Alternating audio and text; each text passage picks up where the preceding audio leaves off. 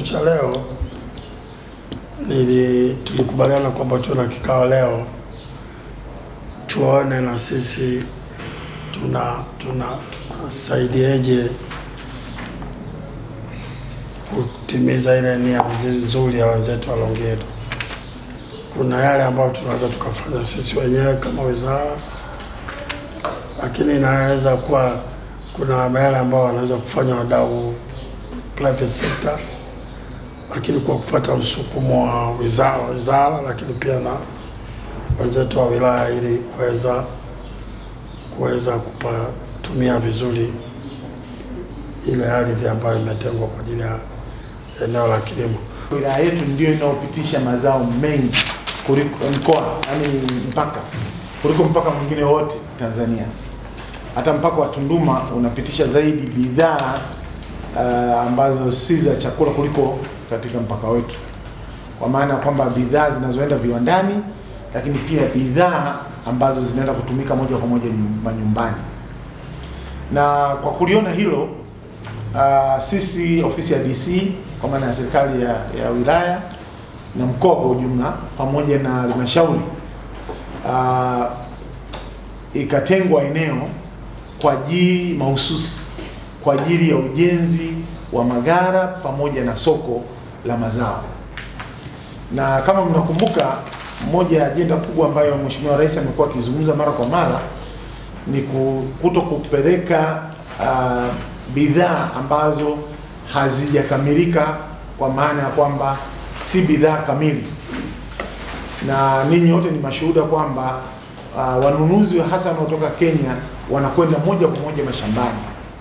Na kwa kufanya hivyo maana yake kwamba kuna fedha nyingi inapotea, lakini pia wakulima wetu ambao ndio walengwa wanakuwa hawafaidiki kwa sababu mazao yao yananunuliwa aidha yakiwa bado hata hayajakomaa, kwa sababu wanapewa fedha na hao watu, au yananunuliwa kwa bei ndogo na yanachumwa yakiwa shambani moja kwa moja.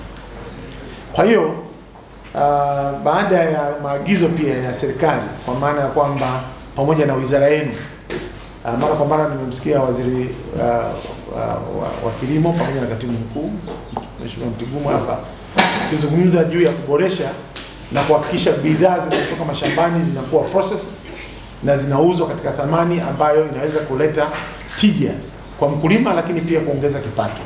Kwa hiyo ni sababu ya kwanza. Lakini sababu ya pili ya kuwa na soko pale mpakani ni kumonitor na kuwa na data za transaction. Kwanza transaction ya kifedha, kwa sababu mtu anapotoka Kenya akaenda shambani moja kwa moja, maana yake anamlipa mkulima, na akimlipa mkulima anachukua zile fedha, hazipiti mahali kokote. Kwa hiyo ninyi kama Wizara ya Kilimo hamna data zozote za transaction za fedha zinazotumika katika ununuzi wa mazao. Lakini pia hamna data za bidhaa, kiasi gani cha bidhaa ambacho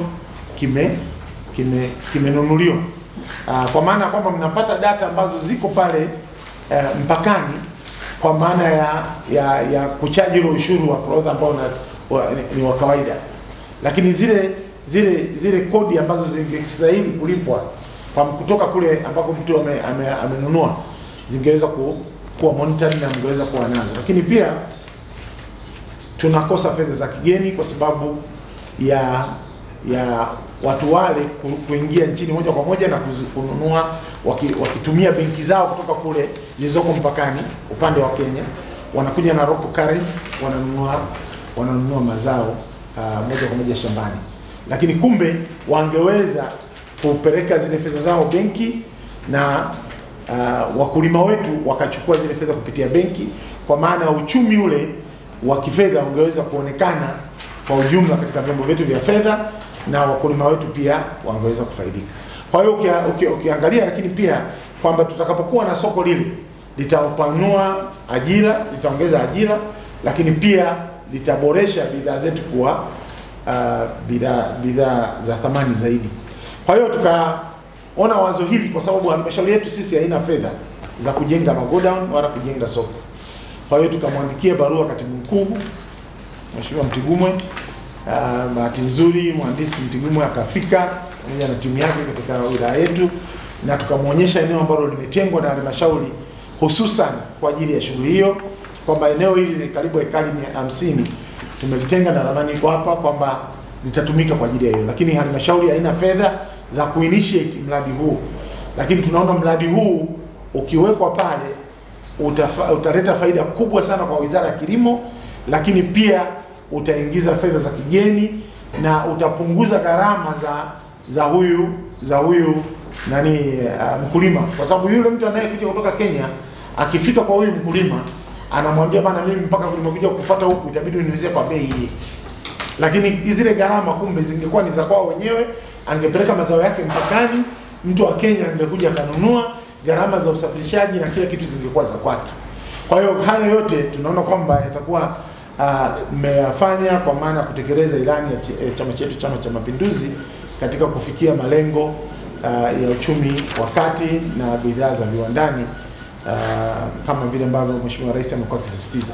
Kwa hiyo kwa ujumla dhumuni na lengo kubwa la sisi kushirikiana pamoja na Wizara ya Kilimo ni kuona kwamba tunayo fursa nzuri ya kutumia mpaka ule katika kuboresha maisha ya wananchi. Kama kutakuwa na nafasi, kwa ruhusa yako, ningeomba wataalamu wetu wanatoe briefing tu kidogo kuongezea yale ili wasizungumze baadaye tena tumeacha hapa. Karibu. Nashukuru. Kiangalia kuna mazao mengi kweli yanapita pale. Kiwemo vitunguu, kuna nyanya, kuna mahindi, kuna nini wanaita matunda aina mbalimbali. Lakini yanapita tu pale bila kuleta thamani kwenye nchi na kuleta thamani kwenye wilaya.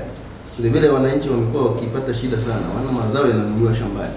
Mtu anakwenda shambani kabla hajavuna mazao yananunuliwa. Sasa makadirio hayo ni madogo sana kwa mwananchi, mara nyingi anakuta na nyanyasika. Sasa tuliona kwamba ni vema tukawa na soko kama hili ili tusaidie kwa ajili ya kuwa na mnyororo wa thamani kwa mazao ambayo yanaweza kuwa processed pale na kuuzwa hapo upande wa Kenya. Tuna mfano mzuri ambao tumetengeneza soko la mifugo pale. Wakenya wanakuja kuchukua na wanapeleka nje ya nchi ya kwetu pale, lakini bado wafugaji wanapata faida kubwa sana. Kwa hivyo kwa kifupi, Mheshimiwa Katibu Mkuu, tunaomba tupate soko kama hili ambalo litasaidia wananchi wetu na wananchi wa Tanzania kwa ujumla. Namba 221, lakini 223 ndio target yetu hasa, kwa sababu ni ekari hekta zaidi ya 39. Kwa hiyo ukiona niliyoigawa hapo ina kiwanja 221 na 223, lakini 221 222 upande huko kuna 223. Okay, kwenye jiji plan pale kameisha onyesha kwa juu pale. Pamezungumzwa 221. Kwa maana hiyo 223 ilikuwa inatoa kopi hapa.